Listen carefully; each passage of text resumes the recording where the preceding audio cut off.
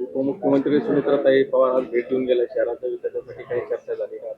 आज राज्याच्या उपमुख्यमंत्री व राष्ट्रवादीच्या राष्ट्रीय अध्यक्षा सुनेत्राताई पवार आज पहिल्यांदाच बीडकडे जात असताना आज अहिल्यानगर शहरामध्ये त्या थोड्या वेळ थांबल्या होत्या.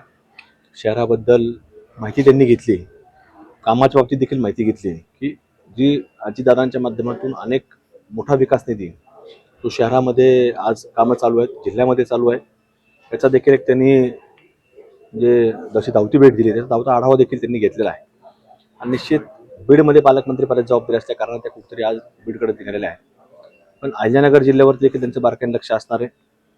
कुठेतरी वेगवेगळे प्रश्न असतील, त्या प्रश्नांबाबतीमध्ये राज्यस्तरावरती मुख्यमंत्री महोदयांच्या किंवा दुसरे उपमुख्यमंत्री शिंदेसाहेब असतील यांच्या बरोबर चर्चा करून कुठले कुठले प्रश्न मार्गी लावता येईल याच्यावर देखील त्यांनी महापौर आणि उपमहापौरांना विचारणा केली. आणि लवकरच त्यांनी सांगितलं की तुम्ही मुंबईकडे या. मुख्यमंत्री असतील फडणवीस साहेब, त्याच प्रकारे नगरविकास खात्याचे मंत्री आणि उपमुख्यमंत्री शिंदेसाहेब असतील किंवा पालकमंत्री राधाकृष्ण विखे साहेब असतील, या सर्वांचीच एकत्रित बोलून एक बैठक स्वतंत्र लावली जाईल अशी देखील त्यांनी खात्री महापौर आणि उपमहापौरांना दिलेली आहे. इतर काही राजकीय काही चर्चा झाली? राजकीय चर्चा निश्चितरूपाने झाल्या, पण याच्या बाबतीमध्ये आढावा की कुठल्या जिल्ह्यामध्ये काय परिस्थिती, अहिल्यानगर जिल्ह्यामध्ये काय परिस्थिती आहे याच्यावर देखील त्यांनी विचारणा ह्या बैठकीच्या निमित्तानं थोडक्यामध्ये धावत्या भेटीमध्ये केली आहे.